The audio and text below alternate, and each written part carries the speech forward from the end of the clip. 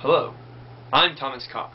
This episode is not sponsored by Sunny D, but that doesn't stop me from drinking it on camera.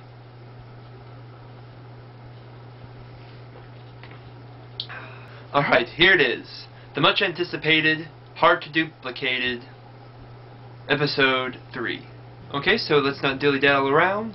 Let's go to the spinner.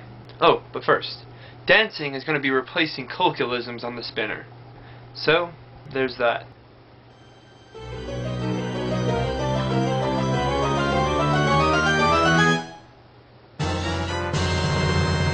Alright, looks like the category is going to be zombies. And now, for a real fast history lesson on how our modern idea of zombies came to be. So, the idea of zombies has been around for a rather long time. In ancient Haitian religion, a zombie was someone who had been brought back to life from the dead to do the bidding of the person who brought them back to life. Now, these zombies weren't like the flesh-eating zombies that we know of today. The flesh-eating zombies were popularized as early as 1929. However, the modern idea of zombies, the flesh-eating, shambling, decaying victims of a virus or some other oddity, comes from the 1968 film Night of the Living Dead, which is partially inspired by the 1954 novel I Am Legend. I'd included a clip from Night of the Living Dead, however I'm not sure if I'm allowed to do that. I think I'll just do it anyway, and hope for the best.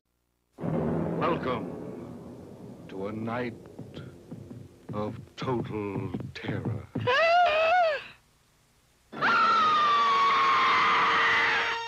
This movie, Night of the Living Dead, gave us many of the ideas that we have for modern zombies. The mindless husks that seem to hunt for human flesh. Now, I'm not going to ruin the plot for you for Night of the Living Dead. I personally haven't seen it, however I really would like to try and see it sometime. It sounds very much like a modern zombie film. Essentially centers around a group of survivors who are trying to stay alive while zombies attack the farmhouse they've holed up in. However, if you do want to know more about the plot or what the movie itself is actually about, I do highly suggest renting it. It's considered to be a cult classic, or you can just read the Wikipedia page about it. It had a budget of $114,000, and in the box office it made $42 million. And as of 2009, it had made over $256 million. So, it was quite the success. And in case you're wondering, this is an Angry Bird on top of my head. I started sitting around and decided I want to wear that hat. Countless movies have been released that focus on the survivors of a zombie apocalypse. Most of these movies have something like Dead or Zombie in the title. My two personal favorites are Zombieland and Shaun of the Dead. Max Brooks, Mel Brooks' son, is actually a huge expert on zombies. He's wrote the books on them, like World War Z and the Zombie Survival Guide. One medium that really loves zombies is video games. And I know for a fact that a lot of the zombie games I've played are crazy fun. There's the Valve hit series known as Left 4 Dead, where it's you and 3 other people, either people you know or people you don't know or AIs, sit there and try to survive the zombie apocalypse. They like to do it in the style of a movie, with each different campaign having a corresponding movie poster. Then there's Minecraft, a game by Mahjong. In it, zombies are one of the main mobs, or enemies, and you always run into them all the dang time. If you go and think you can just scroll down to the bottom, you'll see a whole section dedicated to zombies. In there, you'll see 94 different products all about things related to zombies.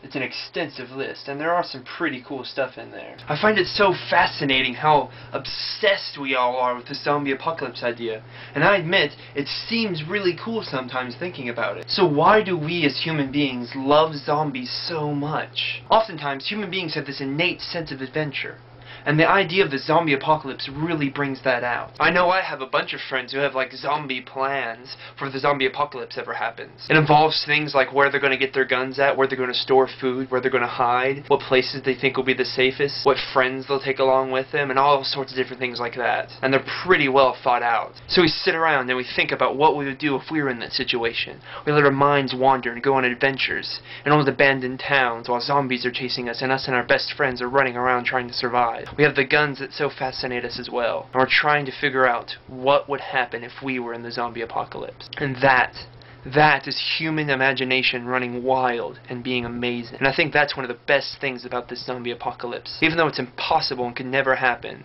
it still gives people this idea, and it drives their imagination crazy. So, I gotta go kill some zombies.